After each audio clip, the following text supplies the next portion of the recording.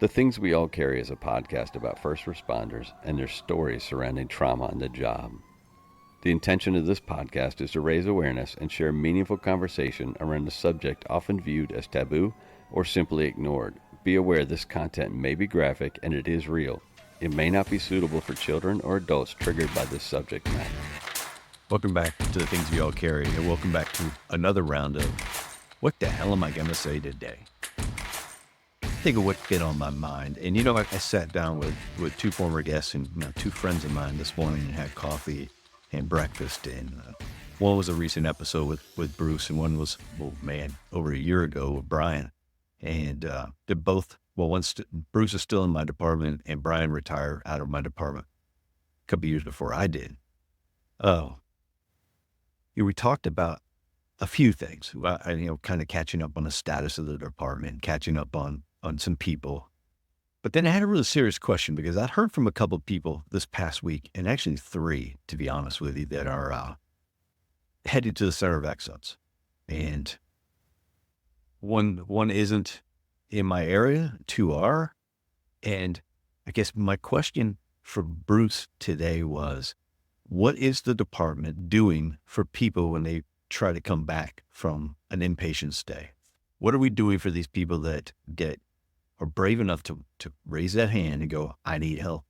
I need help because what I'm doing isn't working. What I'm doing is hurting me. What I'm doing is hurting others. And what I am doing is self-destructive, and I'm scared. I need help. So what are we doing for these people? What are we setting them up for success? Are we putting them in places where they can thrive and maybe have a support network? Or we putting them back with their crews who know them and love them and support them, and trying to ease them back into that situation with the crew, with people they know, with family, and bringing them back in the fold of the department. And when I asked the question to Bruce's reaction was about what I expected. And it was kind of a bit of a blank stare, which I know for Bruce isn't a blank stare. It's a thinking. So I saw him thinking, I saw him processing, the wheels were turning, and he really didn't have an answer, didn't know. And Brian, who was very open on his show about having gone to the Center of Excellence, will tell you that when he went, there was nothing. He came back, and it was another 4 to 6 months before he got back with his crew. He was put in a position where he was given no responsibilities, no expectations, and he could leave whenever he wanted to. And he was given no support. He had no network. He coming back from a Center of Excellence where you went because things got so bad. You decided you had to go for an inpatient treatment, and you had to get the support to get you healthy. And then when you come back, you go into a position where they don't give you any support. So that doesn't work.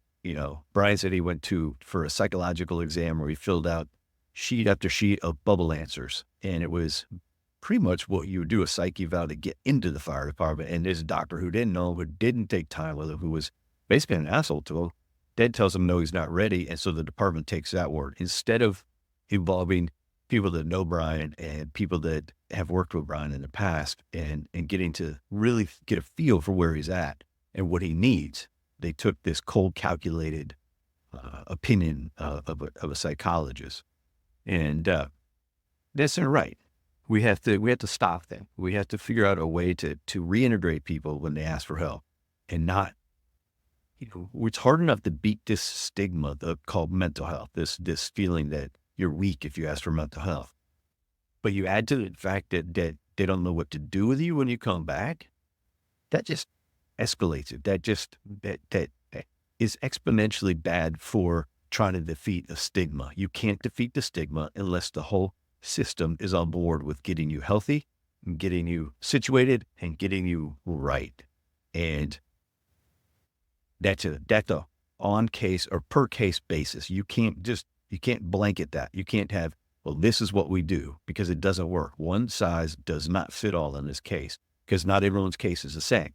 And not everyone's psyche is the same. Not everyone's issues are the same. So we need a case-by-case basis on what do we do with this individual. And you know what that goes back to? Knowing your people. You have to know your people. And then from the top down, you have to ask the people who are directly in charge of those people, what do they need best? How do you see? Mate, you know what? Here's something. Bring the family, bring it, his wife or her husband or fiancés or boyfriends, girlfriends, whatever it is. Bring them in and say, hey, what do you say? What do you think is best? Or what did the doctors at the inpatient say? You know, those guys, they're the ones treating these patients. So let's weigh their word as much as any. Let's just not take the word of someone who's never seen somebody before and really has no concern and no care for what they do. And I think that goes back to kind of the basis of how you treat your people. You know, in leadership, once again, know your people, know when something's wrong, know when they're off, know when they might need help and they're not really sure how to ask for it, and keep that open door. Make sure they know they have your number, they can call. Don't abuse it. Obviously, don't abuse it, but use it for the necessary times, because there are times there's necessary for all of us to reach out for help. You know, I keep going back to Kenny Mitchell, and he's going to love that I'm mentioning his name again, but his tagline is, hey, there are too many of us to be alone. There are way too many of us that have dealt with or are dealing with things to be alone. When things are popping up in your life, you have to talk. And I posted a clip a couple of weeks ago, and I called myself the hypocrite. And I got some feedback. Let's call it feedback from a couple of friends. And no, you're not a hypocrite, but this is just the way you do it, or this is the way it worked for you. But I don't talk enough, and I need to talk enough. I need to talk sooner. I don't need to let it sit and fester, and it bites me in the ass and it hurts people around me. And that's inexcusable. That is inexcusable. And so I did this. I've reached out recently, and I've talked to some people, and I've expressed my self-doubt, my negativity, and I've tried to really find the voice to it. In other words, it's hard for me to find a voice to it sometimes. Sometimes I just see it as maybe I deserve it, or I don't know, or it's just who I am. But that's not it. That's not it. It's just that sometimes it's tough for me to find a voice, and sometimes it's tough for me to identify my own self needs. And that's the root of my problem, is identifying my needs and then admitting that I'm okay, and it's okay to ask for what I need. And I'm learning that. I keep going back to it. I'm learning, and I'm always going to be learning. And that's what life is about. Remember, you take a small step, becomes a bigger step to better steps, and you're going to grow. We're back to growing. We all need to grow. And that's what I'm doing in this life, in this world. I am growing. I am learning, and I need to learn to be patient with myself and ask for forgiveness from myself, and then ask for forgiveness from others when necessary. Welcome to episode 136 of The Things We All Carry. This week I have a young man from Ohio. His name is Brandon. And Brandon and I dashed around for a while. And he reached out to me. He goes, I had this procedure done, and I don't think anyone's spoken about it. So I'd like to come on the show and kind of explain my experience. And of course, sure. And then we proceeded to have the phone call, have email after email. And it took about 9 months for us to actually sit down and record this episode. And so I'm very happy to bring this one to you today. Brandon was a firefighter in the Cincinnati area, and he's experienced trauma just like most of us have, and his reaction was his reaction. And he decided, or with help of a therapist, he decided that and I'm going to pronounce it's a ganglion block. And you hear about it in the show, and it settles nerves in the brain. Let's put it that way. That's the easiest way to say it. It settles nerves in the brain, and it makes you more available and more open to talking and experiences. And to hear him talk about it is pretty amazing, because he actually talks about it in the middle of this injection going into his neck. Basically, he feels like a calm kind of like wrap around him. And to hear that, and then to hear the difference, the night and day difference that happens when he was, before he went in, and how negative and how dark and how down on himself he was going in. And then not just even when he walked out, but during the procedure to have that shift completely. It's amazing. And he made a complete turnaround, and he went from feeling despair and being desperate to being healthy, engaged with his family, engaged with people around him, and living life to the fullest. So this is a good one. Um, Again, if take a listen, let me know what you think. Give me all the feedback you can. I want to hear everything. Um, Reach out to me. Stack at thethingsweallcarry.com, at the things we all carry on Instagram and TikTok. If you need to, reach out to me. Ask me for my number. Let's text. Let's call. Let's stay in touch. Let's figure out where everybody's going in this world. And man, I hope you enjoy the show, and I hope you get outside and do something for yourself.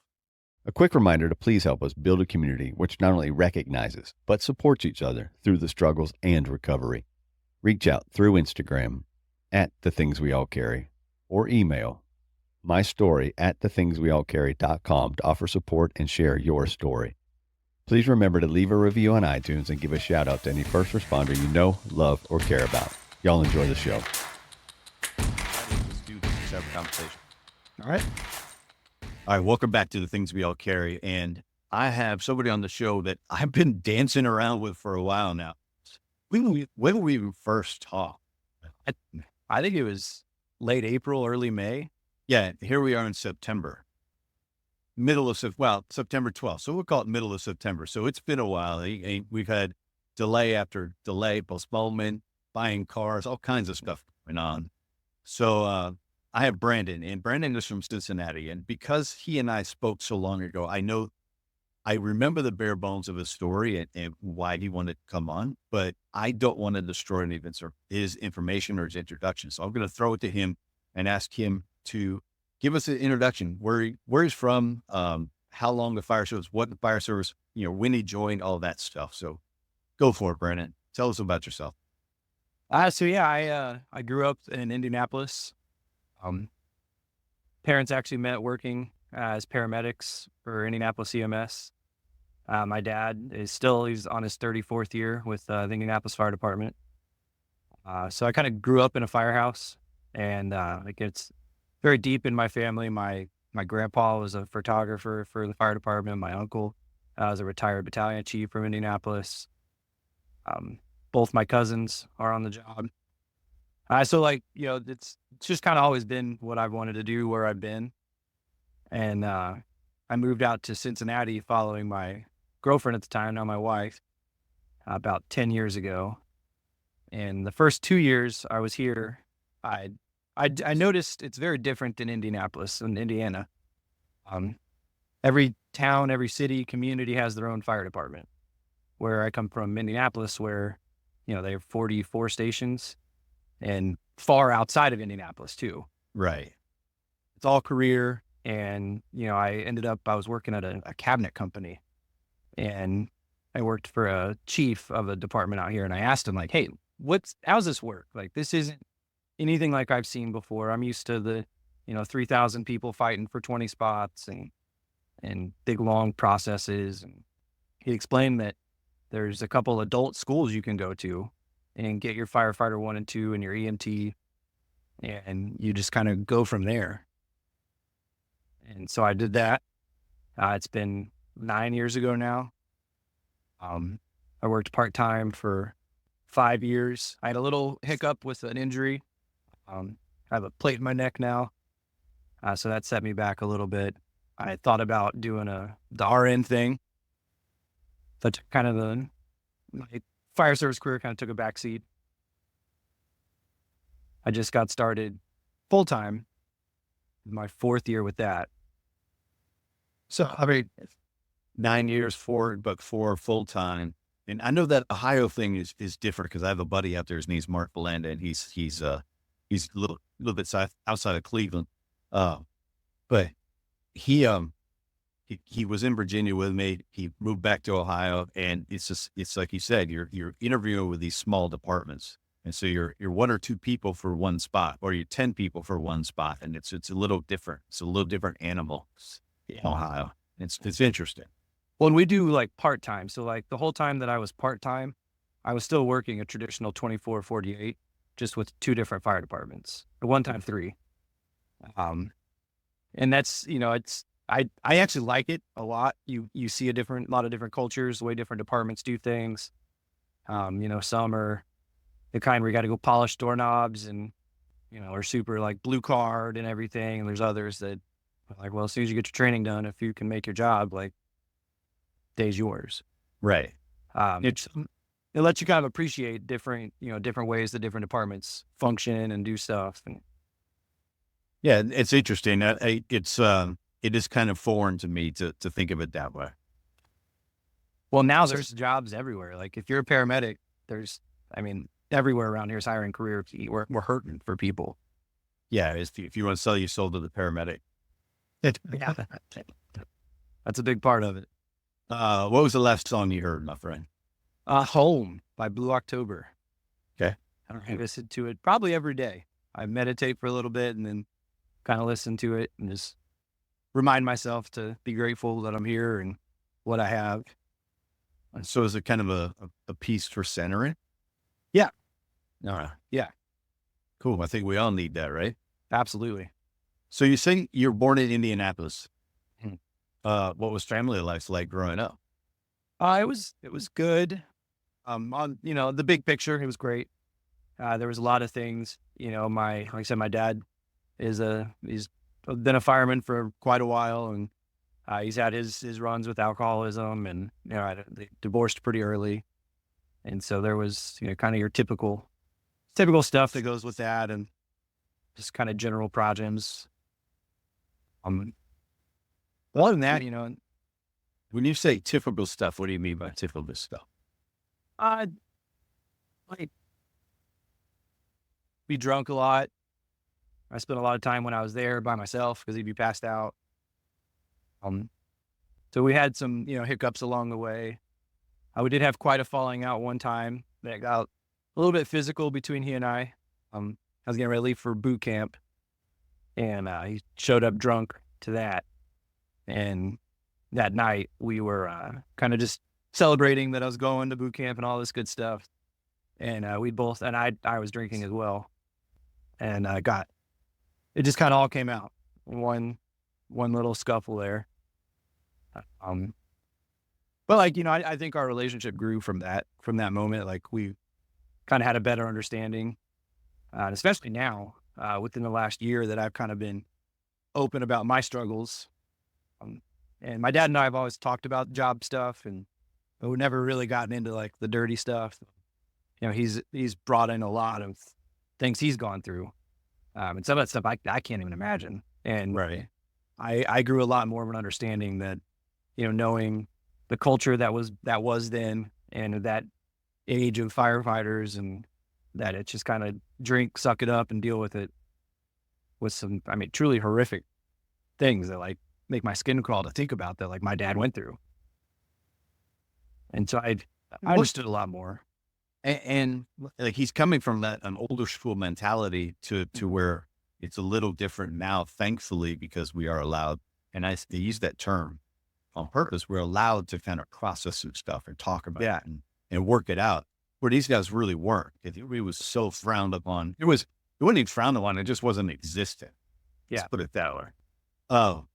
Was he hesitant to see that new piece of the fire service? It's interesting that you have that firsthand knowledge about it. I don't think so. I think he was, I want to say like relieved that, he understood and was like, oh, wow, that's great that it's working towards that. I use a great example that, and even, 9-10 years ago when I came on, we still were, hey kid, come look at this and experience this dead body so that you know what it's like. I used to do ride time with my dad. I was probably, 14, 15 when I saw my first dead person. It was a shooting. And he was like, my dad was the EMS duty officer. And so we would just kind of bounce around to different runs. And this one came out and he's like, hey, let's go. We're going to go to this. And he was like, come see this. Come see this. This is a dead guy who's been shot. And I remember everything about that day. Didn't bother me. Still doesn't really bother me. Kind of shocking to think that it's like, man, we really thought that was like the good thing to do. Right. Let's show this. Let's show this. And so yeah, I mean, I think he was kind of relieved to see that. Like, I don't know if it was that I'm not going to end up like him. You know, that's been a conversation he and I have had. You know, I understand where he's at and want him to know that's a big motivation for me getting healed. And while I don't hold it against him anymore, I don't want to put my family through what I've been through. Well, here's another question for you that you've had these conversations and he knows this newer generation of firefighters to the fire service a little different. And I don't want to use the kinder, gentler bullshit because I'm not sure that's it. I think it's just more aware. Yeah. And it's necessary to be more aware. But has he taken steps for himself, Len? Not that he's really said to me. I mean, yeah, I know he didn't quit drinking, but like, I couldn't tell you the last time that like it was anything like it used to be. And I've spoken with him, you know, so maybe, but if he has, we haven't spoken about that. All right. Just curious if it spurred him into to action on his own part, because that would be, you know, and ultimately that would be ideal for him. Yeah. And for you guys together, it's your relationship. Yeah, he did connect me with one of their wellness people when I went for my Stella Ganglion block. He thought that was just the coolest thing ever. Yeah. It's even a thing, you know. So maybe it got some gears turning or something, and it's hard to say. Yeah. All right. Sorry about the sidebar. Just, you know, questions pop up. And so, all right. So he has some contentious times, but overall you say it's decent job. Yeah, I mean, yeah, like I guess the only other like inside negatives I could even look up is, you know, I have ADHD, and I always joke I've got the real one instead of, you know, it's not like, you know, I'm always hyper. Like I hated myself for a long time. I hate the way I look, and there was just things that I just could not do, and I got punished a lot for that. Not like bad or anything. I didn't get beat or anything, you know, but like having a messy room, I'd end up grounded for a week because I just couldn't get my room clean. And, you know, doing stuff like math would be an all out battle where my mom and I would straight up just fight over it, just screaming at it. And, you know, so like that sucked. Like we didn't really understand it. That's what I chalk it up to as. Yeah. But like that I deal with a lot of that now. It was embarrassing. Like I got embarrassed publicly a lot. Like I had to have a notebook with my homework written down on it that my teacher would have to sign. Yeah. And I'd have to wait till the end of the day and get it signed. And then my mom would sign it. And then she'd call me out in front of everybody in the classroom, make sure my mom signed, you know, and like I wasn't allowed to sit by pencil sharpeners and stuff.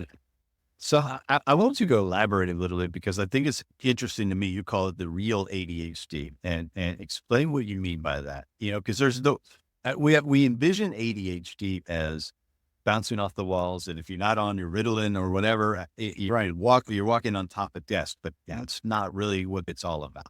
Absolutely. I real recognize real is the best way I can describe it. You know, it's like, you know, people are like, something shiny. Oh, look, we're all by ADD. It's like, that's not how it is. And like, people are like, oh, I love Adderall or I love Ritalin. I hated that stuff. I absolutely hated it. It turned me into a zombie. Yeah. Like and now knowing a little bit about it, like I was taking more than what a lot of adults take now. And I was taking it twice a day. Like I'd take it in the morning and then at lunch at school, I'd have to go take another. So what were the hallmarks of your ADHD that you would maybe say it's real? The real? Just like my internal struggle of like, I just could not do something I didn't want to do. And it would take me days. I would spend days just like dreading. I still do it. Like a phone call, I'll think about it for 5 days and it'll be done in 2 minutes. And my clothes right now are in piles. And I apologize because you see me laughing, but I'm going, yeah. And this is what I mean when I talk to people about ADHD, because they say to me, well, you sit still and you do this and you do that. And I said, but dude, there are times where I just can't get anything done.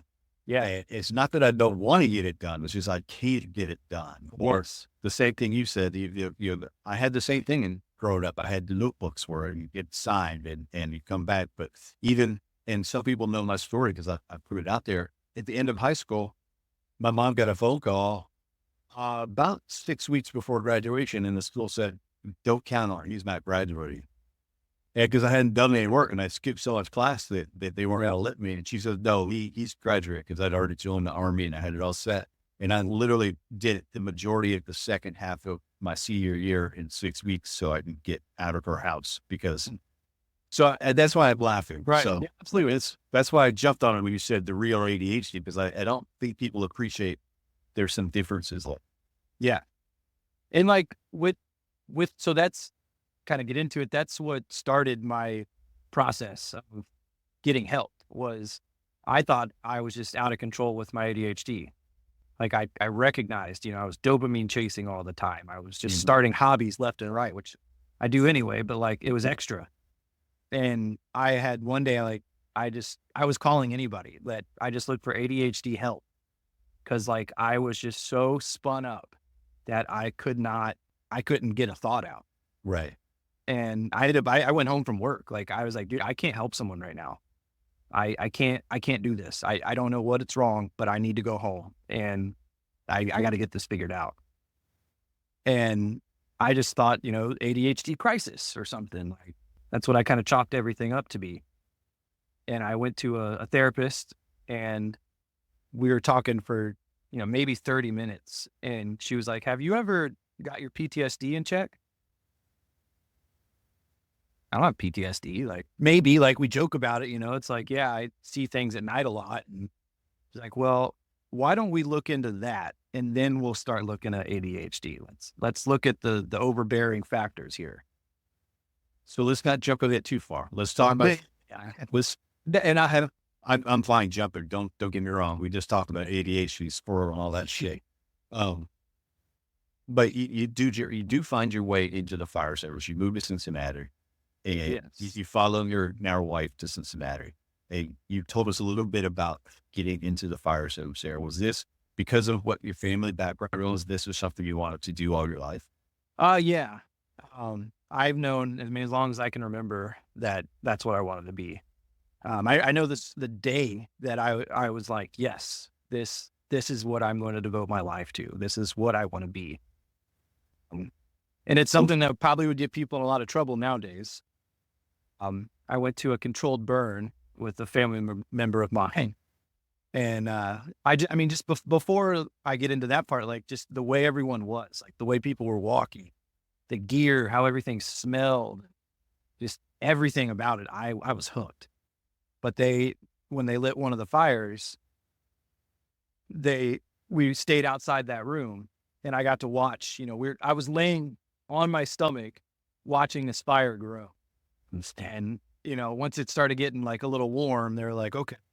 And looking back, I say we were safe by all means in the real sense, but like rules, like, my God, they'd have a field day with it.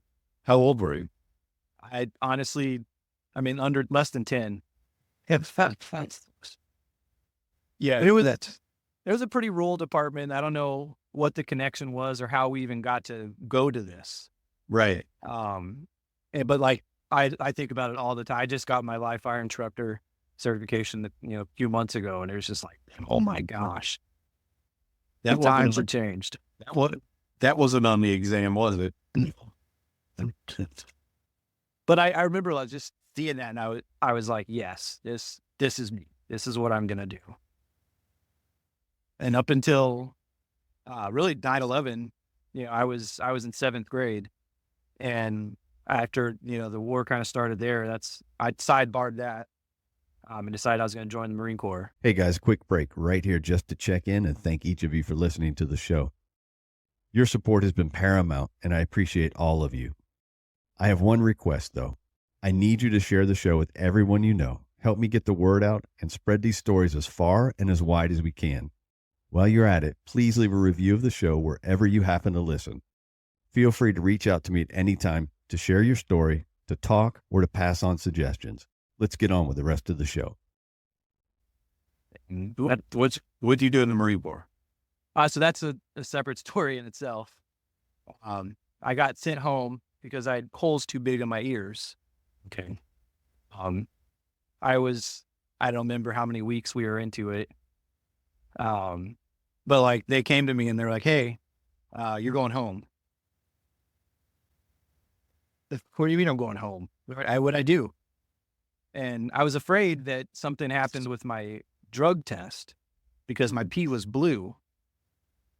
Well, my recruiter told me I needed to gain 10 pounds before I left. Okay. And then 2 days before we were leaving, she called me again and was like, hey, I read that wrong. You need to lose 16 pounds.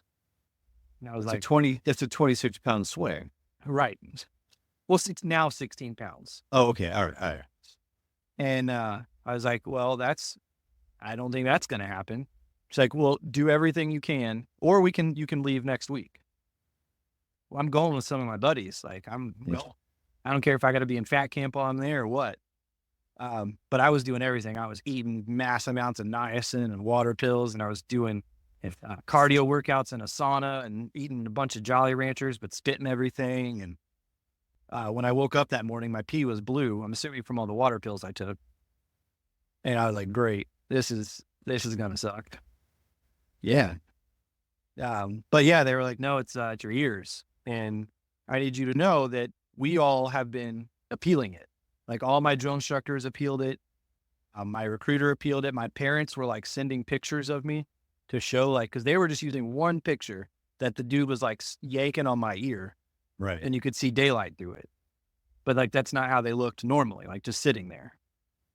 And he was like, I'm sorry, man. Like, I don't even know how else to tell you other than I'm sorry. This is wrong, but you gotta go home.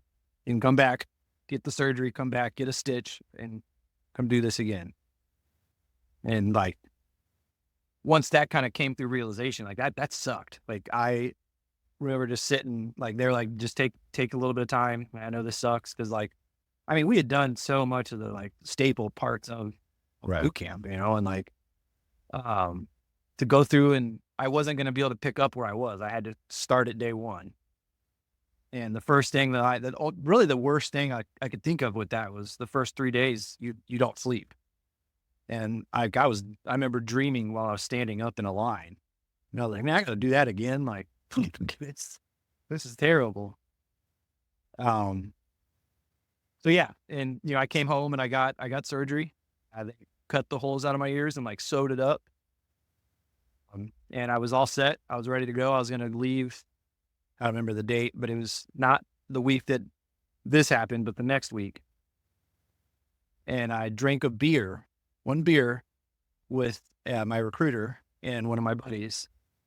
And on my way home, my buddy that was driving me got pulled over, and the cop said he could smell alcohol in the car and breathalyzed me.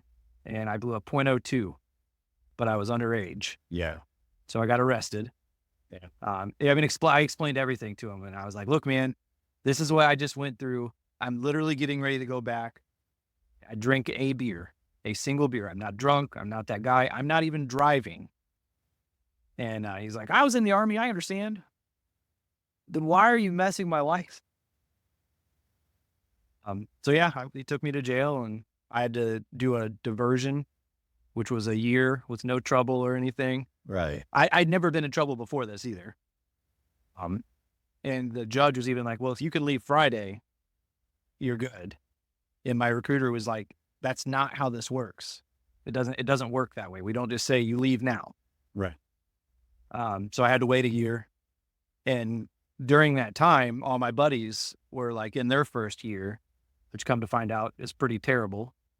And they were all like, dude, don't do this. This sucks. Stay out while you can. And so I dropped that dream and went back to working towards the fire service.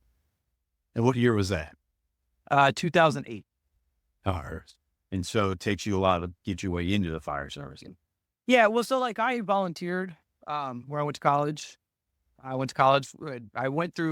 did go through 3 big city processes.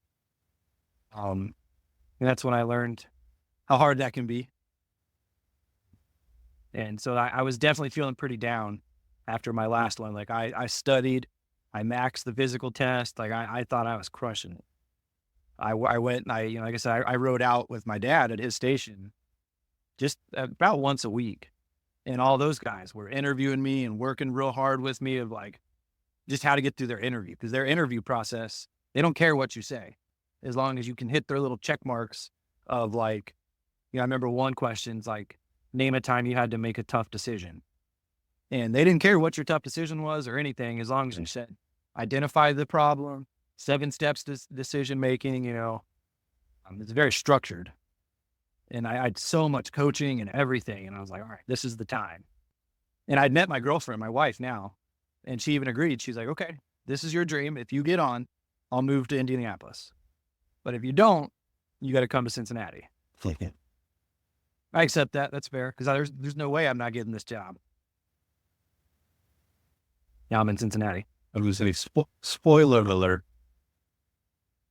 But I'm actually kind of glad. I'm making my own main here. Yeah. I appreciate that of like, I'm not just riding the Gates name or the main. And, it's my stuff. My actions are making who people think of me and stuff. So I kind of, it sucks, and Indianapolis will always be my dream that I never got, but. So what year do you start in Cincinnati? I think it was 2014. Yeah. And that's with the part-time smaller gigs. Yes. Yeah. I worked for 3 departments in total. One's now where I've worked part-time with where I work career since I've been here. So it's where I used to live as well. So that was kind of nice. But yeah, it works. You work every 6th day. So every other normal shift day is when you'd work. So like I would work unit 3A with one department and actually work a different schedule. I would do 24 on, 24 off, 24 on, 72 off. Okay. And yeah, I did that up through when I went to paramedic school, because you have to be paramedic to be full-time here. Unless there's very, very, I know of like 2 places that'll, outside of the city, that will allow you to not be a paramedic and still be full-time. I went through paramedic school, and somewhere along the way, I injured my neck, and I had thought that I just pulled a muscle. So I waited probably, I don't even know, it was like 8 months after like the injury happened till I actually went to a doctor. And they'd found I fractured C7 and I had a herniated disc that was pressing onto my spinal cord, and explained why my hand was always numb and this stuff. And the doctor was like, how long ago? How long have you been dealing with this? I told him, and he's like, you fractured your neck, right? You have an actual fracture inside your bone. And so I got a surgery in the middle. It was between 2nd and 3rd semester of medic school. I do not recommend at all. That was awful. But yeah, after that, I remember I was actually in a fire, and I was trying to hold a hand mine, and it was a 2.5 that we took inside some policies that other places do. And I couldn't hold it. And I felt like a punk at first. I was like, what? Like, how am I going to let this line defeat me? Right. And I looked back at the guy and I was like, dude, I can't close my hand. I can't hold this anymore. And so we swapped and finished everything out. And that night I was like, shit, I can't do this job anymore. Like this, because that was my first like real physical test after my surgery. And so like I left. I got a job in a hospital, working in the ER as a medic, and I decided like, well, I'll just do a paramedic to RN transition and chug on. And then, I did a semester of that and was like, nope, I got to figure this out. I'm not doing this. You just found that you didn't like it? Yeah. It's more that I just love the fire service, everything about it. I wasn't willing to leave. So I went back to physical therapy and did everything I could and got myself back together enough that I'm good now. But yeah, so that was quite a clusterfuck in my head. Having to leave Right. I'm finally in a spot. Like, I feel like I'm making a name for myself in a good way here. And like, this sucks. But it ended up working out. I got insurance at the hospital, ended up having my son. And, my wife was able to have insurance. We had insurance to do it all. Cause my neck surgery was on private insurance, which, sucked pretty bad.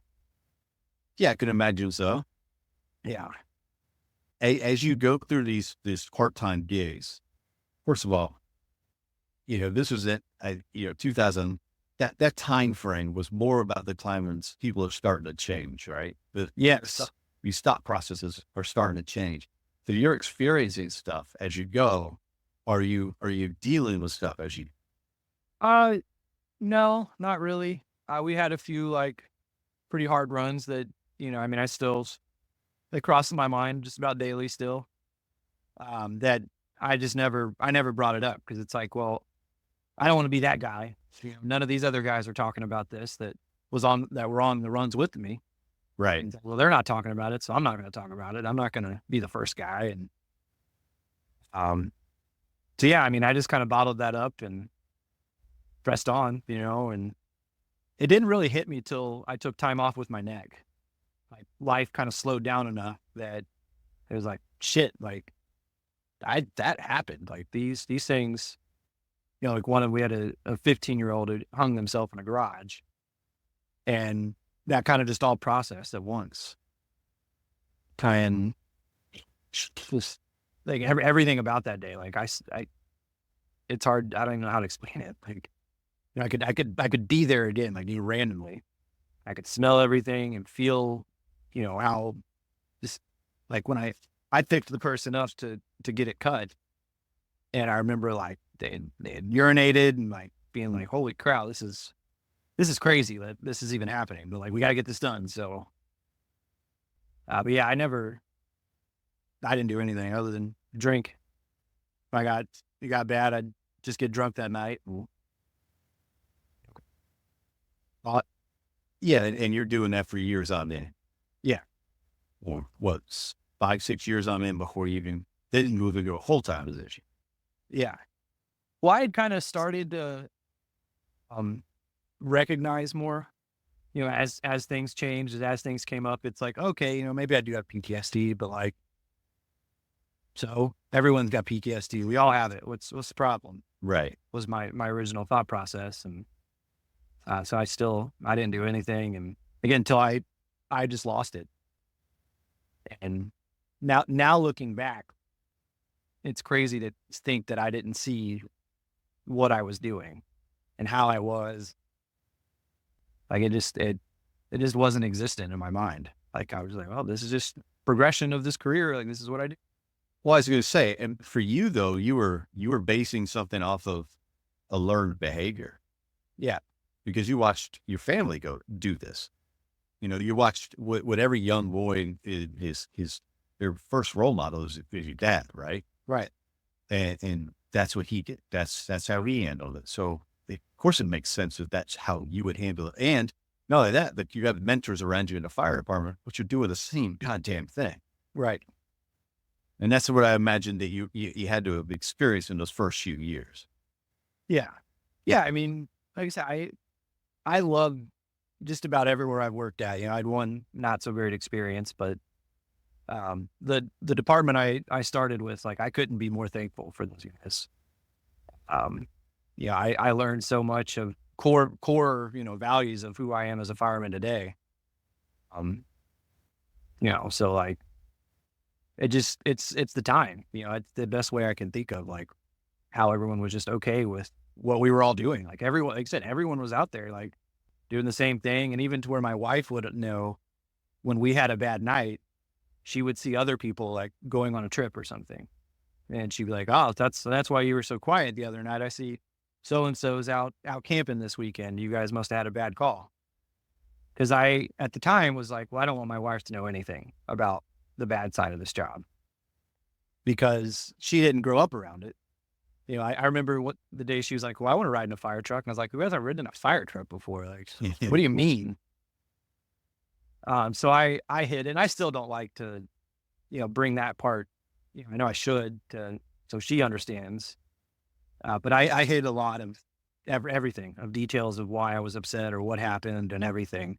I never told her. I would tell her when I was upset and she could tell, but I never told any kind of details up until, recently. I still don't, like I said, I still don't like to, but What's a weird thing to talk about? It's like, hey, let me, like, you talk about the 15-year-old, and it's a weird thing to come home and go, hey, guess what we did last night? I pulled a guy down off a rafter because he's hung himself.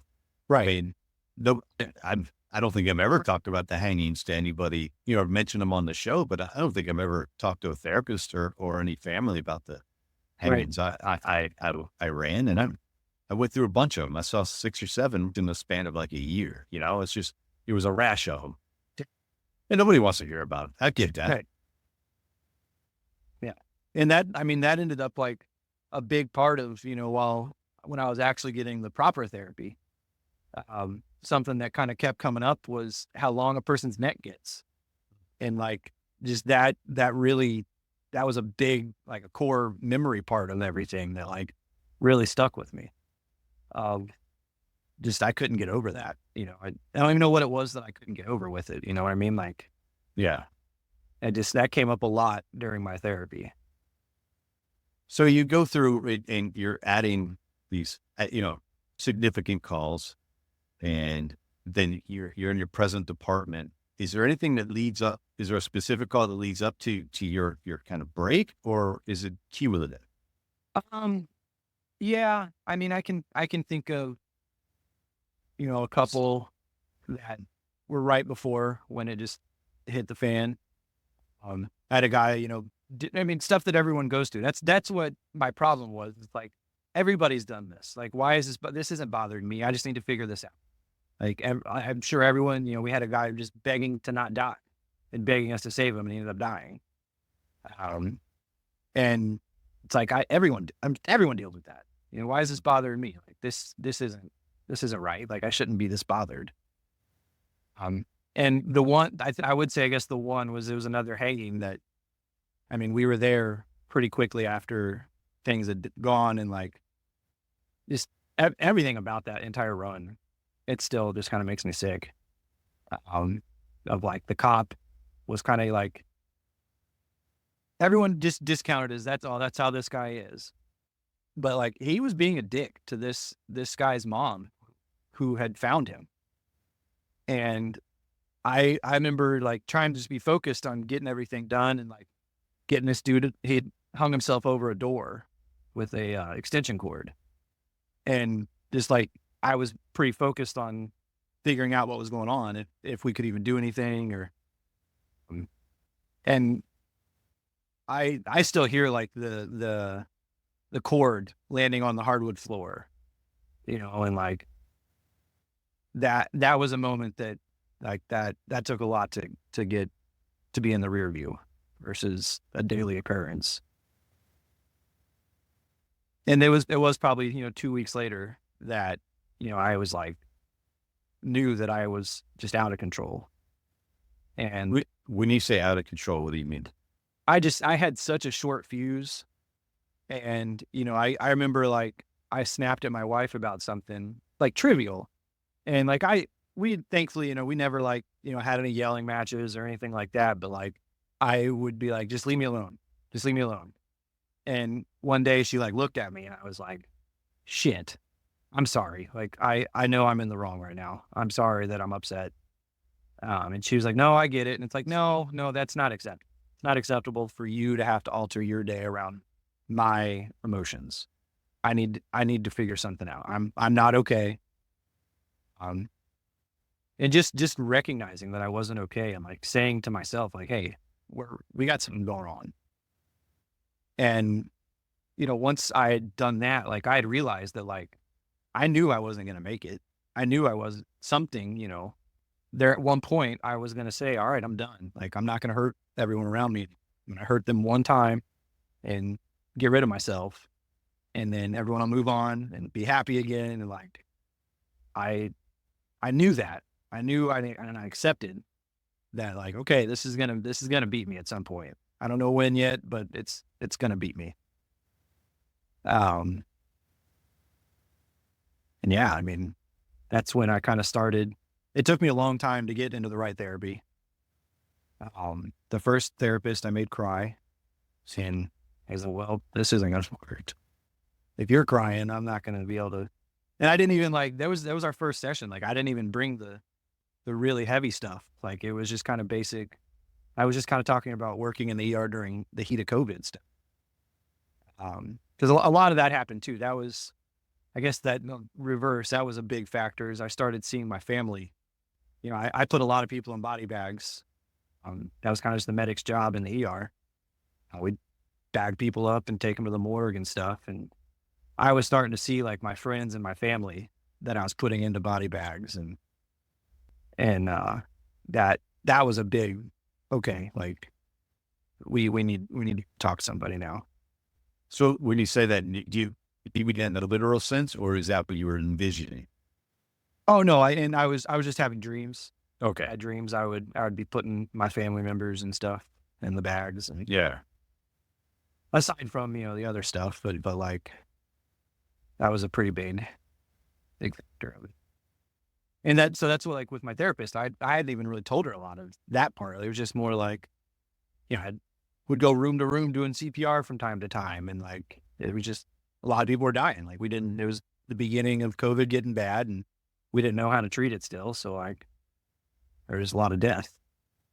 And, so I went to a different therapist and really liked that one. He really helped me understand my childhood a lot more and like progressing through that and understanding who I am and why I am. He also had me do an autism exam and found I'm just barely on the spectrum, but I'm on the spectrum. And it's like, well, that makes sense why I wear 3 different t-shirts all the time. If I find socks I like, I buy a bunch of them. So I just try those. Like that makes sense. I can accept that. And then he stopped. He had expanded his family and left the whole job just to be a stay-at-home dad. And so that kind of sent me spinning again. I was kind of losing control. I knew I was just kind of doing anything to get some dopamine around. Like buying stupid stuff and was being really irresponsible. I was drinking a lot more again. Which, that I guess a good thing of my childhood, I would always notice my dad would get the drunkest the night before he'd work. Yeah. And so I never drank before the night before.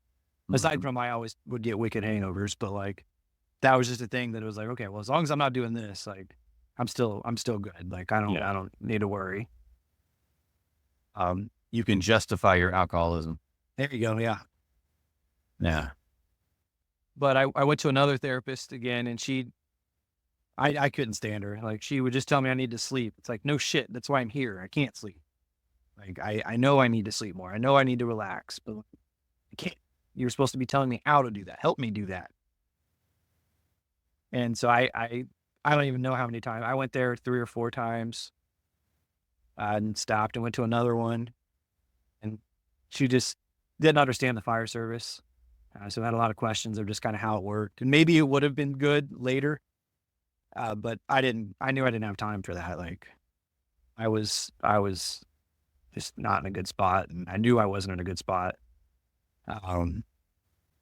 So then I was actually doing a medic refresher course. And Dr. Berkeley did a whole thing on mental health with us and like on our job. And and then she had mentioned, it's like, yeah, I do, first responder focused PTSD therapy. And she only does law enforcement, fire, and EMS. And so I was like, all right, maybe that's my ticket there. And that's where I went, and I can't say enough good about my experiences with her.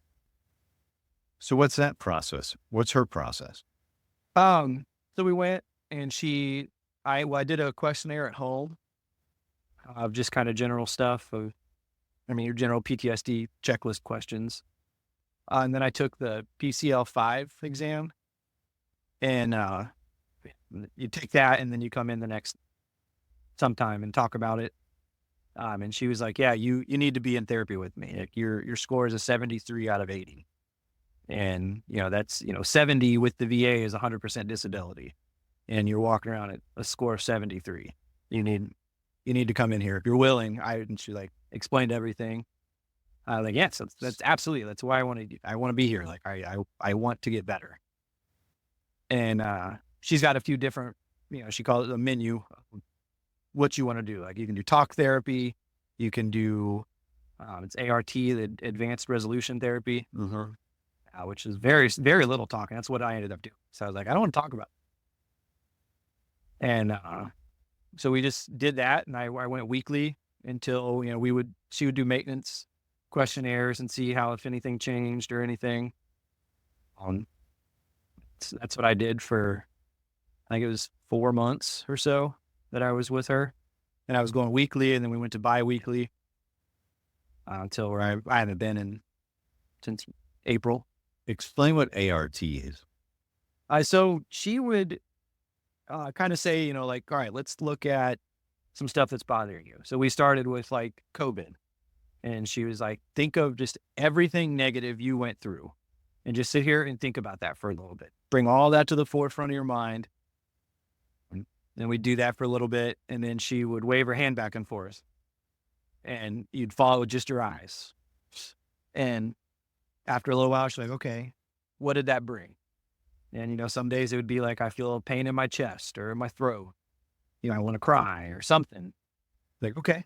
And then wave her hand again. And it's either a minute or 30 seconds where you just follow with just your eyes, no talking or anything. And she'd be like, let's envision that pain and let's harness it and find it. And then you would do another session of it.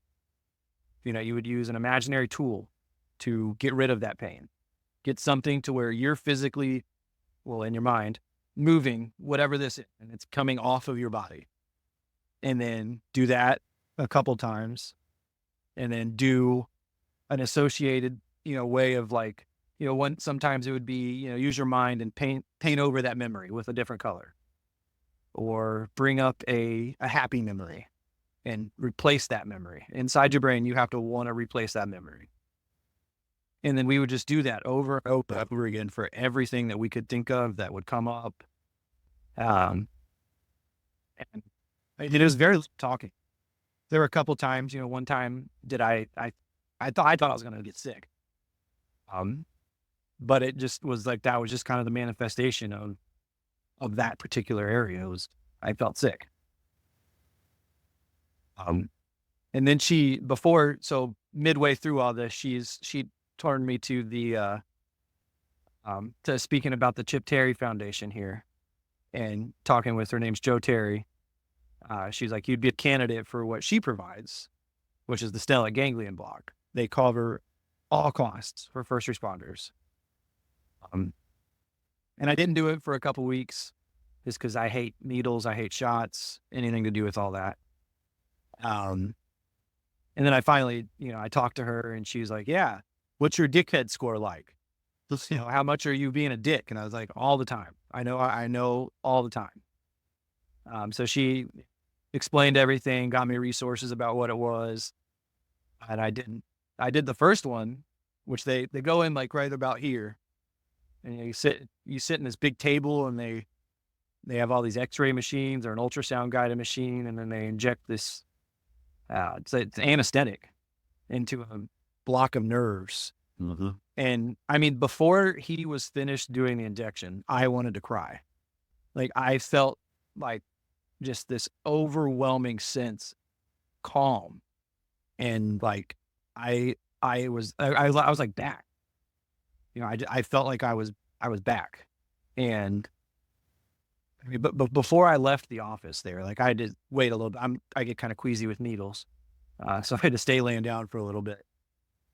But like the colors of the room were vibrant, and I'd said something. I was like, is this a bad thing? Like, I feel like I can see colors now. Like I feel completely different. He's like, no, that's an expected response. Cause it basically just, I was going to say, why is that? Why is that an expected response? So it basically just resets your fight or flight syndrome. Mm-hmm. It just takes you out. It slows everything down and gets you back into just normal life is the best way I can describe it. You know, it's something with, you know, it's a bunch of stuff that I don't understand. But they like just bathe these 3 nerves in this anesthetic, and it kind of resets your sympathetic nervous system. And it's enough to just hit the reset button. And So you experience literally experience a reset within this one visit. yes, I felt relaxed. I felt calm in a way that I don't even remember, you know. And I left, and even as I walked out, my wife was like, "You're smiling." And granted, I had to take Xanax to go do it. When I told her I don't do needles, she's like, "Well, they can give you medicine." So I did, you know, they prescribed me some Xanax for before it. So I was kind of loopy from that anyway. Mm-hmm. But she was even like, you know, I can see your spark in your eyes. Like, I can see that you're better. And like, yeah, like I feel great. I want to go to therapy. Like, I want to go to my therapist. I want to do these things. I've got this taste of what I can get, and I want more. I want to be better. I want this to be my norm. And I was able to engage a lot more with therapy. I would talk more.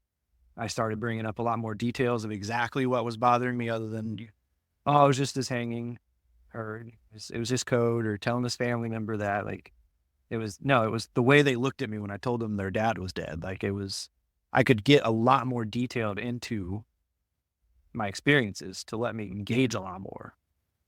Then you say you get into the details more.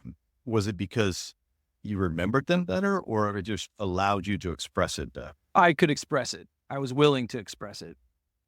And I don't know. It just like opened my eyes to like, okay, I need to do this. This is what we need to do. I need to be all in on this, and it's going to work. And it did. And so you typically do 2. You do 1, and then I think it was 5 or 6 weeks later, you do another. And in the middle of that is when my PCL5 was down. I think we were at like 46 or something. And I was like, look, I feel better. You know, I knew the foundation at the nonprofit, and she had mentioned that, you know, she was kind of getting worried about funding and stuff. And I was like, I'm good right now. I don't want to take another, you know, if this lets another person get it, I don't want it. Like, I'm feeling good. I'm making huge progress. I'm good. I don't want it. And she was like, okay, that's fine. I'm super happy. Call me in 6 weeks. Let's make sure you still feel that way. Right. In 6 weeks to the day, I called her and was like, so can I go back? Because it did come down a little bit, and, you know, I felt I was getting stressed again and all that. Right. Stuff. But I mean, as a whole, like, I did the second one, and this has been, I mean, since May. I did my second one in May, and I still feel great. Yeah. And a lot of it was, you know, in my therapy had come up with, like, I had my plan. I remember when she asked if I had plans to hurt myself or anything. I was like, no. I know that I'm going towards that. Like, I know that that's where this road I'm on is leading to. But later in it, like, I had everything planned out.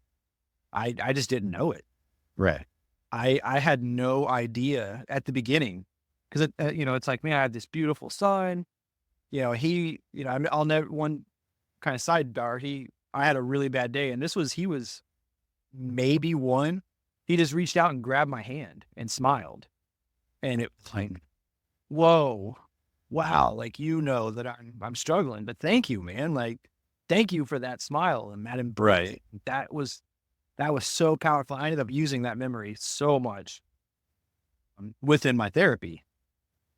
And, but like I said, I had everything. I knew what I was going to do, where I was going to go, how I was going to do it. But it just been like little blurps at the time. But it's like, man, I had it. Like, I was ready.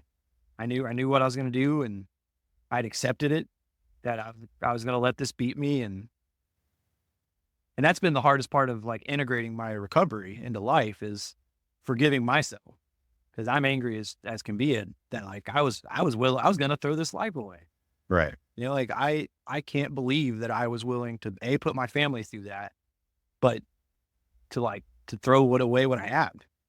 A beautiful life. Like, I'm still working on how I'm going to forgive myself for being willing.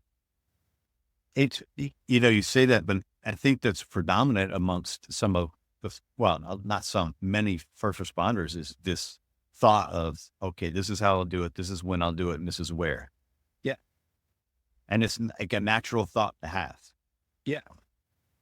I mean, like I originally, like, I remember like even debating with myself, like, well, I don't want to do it here. I love that place, but like, and it'd be a great place. No one I know would be there, ever be, no one would know anyone that was there. Like I would be Right. far enough away. But then it would, that would ruin it for my wife. Cause I know she loves this park. Like, Right.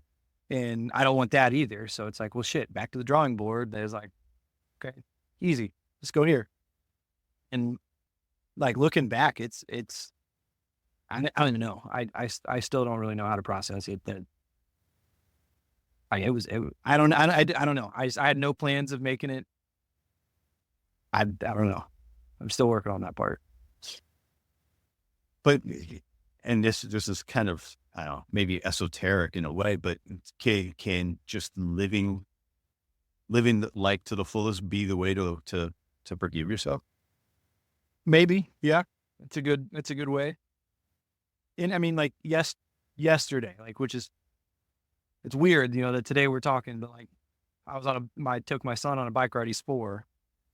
And he rode his bike around this little loop we always go to, and it was sunset, and he sat down and said, "Daddy, come sit with me. The sky is orange." And like, I was just sitting there like, okay. Thank you for yet another reminder. Like, just be present, just being here, being present and right now, and the rest will happen, So 6 months from now, you getting another block or what's the deal? In theory, no. Usually it's just 2. Okay. But there is incidents that people, return for more later. But like, I feel great. I still have bad days. Hard shifts happen. Hard runs still happen.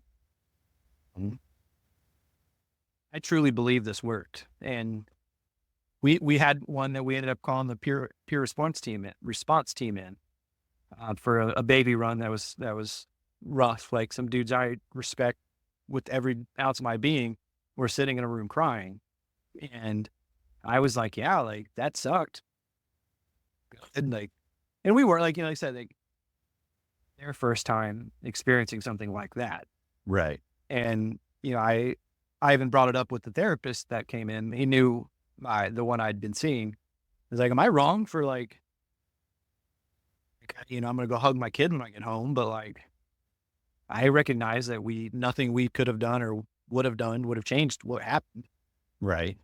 And I feel pretty okay about that. Like, we sat as a crew when we got back, and, I feel like we all talked and everyone kind of got a lot out then. But I didn't feel the need to talk to the support guys, or like, that was the first time of like showing like, okay, this really did rewire my brain to handle these type of situations more successful. So now when this stuff happens, are you talking to a therapist as well? Or are you just processing internally, or you process it? I know you said you still don't like to bring things to your wife, but you mentioned the peer support. Are you just trying to take a bit of a wider approach to mental health?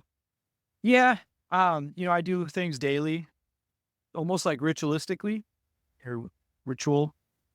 The way I make a coffee, I love good coffee anyway. But I drink a coffee and I meditate for about 10 to 15 minutes. I listen to that song, and, I just kind of try to be more accepting of what's happening, and accepting that it's okay to not be okay. Like, it's okay to be bothered by something. I'm bothered by what we did, and go talk to one of the guys on the run. Like, hey man, like, I'm feeling kind of iffy about all this. Like, and just kind of being more accepting. This job is hard, and we go through really bad things, and it's okay when something bothers you. And well, just having an outlet. finding something that brings me peace. That, I'm fortunate around my neighborhood, we have a path that goes by a bunch of ponds and like a lot of wildlife out there, and just spend some time out there and reflect and just accept what's happening and how I feel. And your department do you work for, is it proactive with mental health, or how would you define it or describe it? We're getting there. We, so I paid for my therapy out of pocket,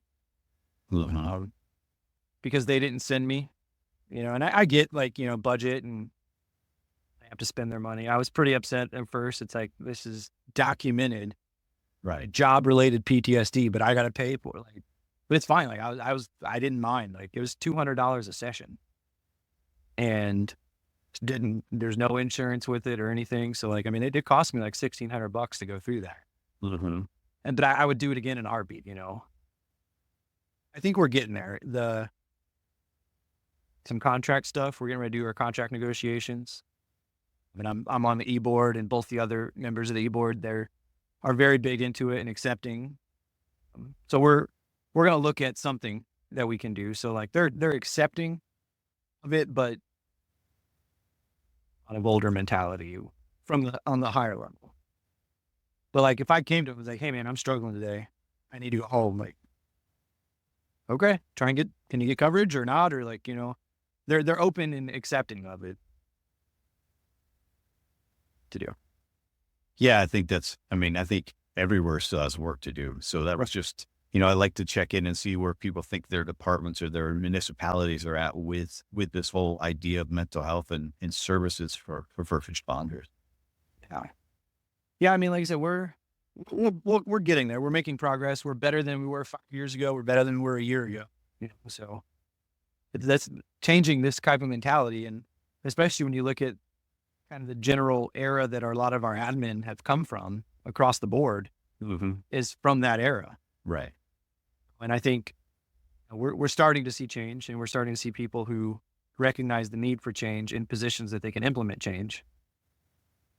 So I think we're moving in the right direction still, which is fantastic news. And I hope, hopefully most of the country is doing that as well, but we'll see as we go, Right. Hey, what about a moment of awe? When's the last time you felt a moment of awe? I mean, honestly, yesterday. Yeah. When just the look on his face, and he just wanted to look at the sky, and I mean, it was perfect. I wouldn't change anything around it. I'm gonna hazard a guess to like the sky was perfect. The fact that your son brought it up was perfect. And the fact that you didn't give into those thoughts when you had them, it all combined to make it that much more impactful. Absolutely. And, one moment, I guess a long time ago, and I mean, I say like a couple months ago, my son came up to me and just tapped me, and he's like, I really like Happy Daddy. And like, I mean, while it was wonderful, like it ripped through my heart. Yeah. And even he knew, like, but it was great that he recognized that, I'm feeling better. And yeah, that was a hard one to hear. Yeah, I can imagine. Bittersweet, at least. Yes. What about a book, my friend? You have a book suggestion for us? Raising Men. Okay. I think that's pretty good. It's just kind of there's a little bit of just kind of general, helping raise good humans, but it helps bring home. It's written by a Navy SEAL. I mean, there's a lot of like being present while you're not present. Because obviously they're away a lot. We're away a lot. That's a pretty good one I like. Overcoming Tuesdays next on my list. Yeah. Yeah. My friend Jim from Ohio. Yeah. It's sitting on my bookshelf right now. Well, you're a short drive to his conference, which is in October. So. Oh, really? Yeah, it's Beaver Creek, and it's October 16th, 17th, and 18th. Yeah, that's real close. Supposed to get that. We're good, man. I think I'm gonna wrap up. So we got your story, we got your moment of awe, we got your book. Yeah, man. Was there anything you wanted to add to I appreciate what you're doing, man. Like I know a lot of people that have mentioned, your show and have mentioned like it's brought them into accepting that like it's okay to get treatment. It's okay to not be okay. And I think what you're doing is really helping bring light onto our situations. Well, I appreciate those words. I'm trying, I'm trying to get it out there. So thank you very much. Absolutely. Well, that's good, man. I think we got it. Okay. Finally, sweet. Only 9 months later. Right. So, hey, this will be out in a couple of weeks, and I'll give you a little heads up. All right. Awesome, man. I appreciate it. All right. Go enjoy the rest of your day, bud. Absolutely. All right, man. Thanks for listening to another episode of The Things We All Carry. Head over to the website, thethingsweallcarry.com, for show notes, resources, and to sign up for the newsletter. Until next week, take care of yourselves and remember to check in on each other.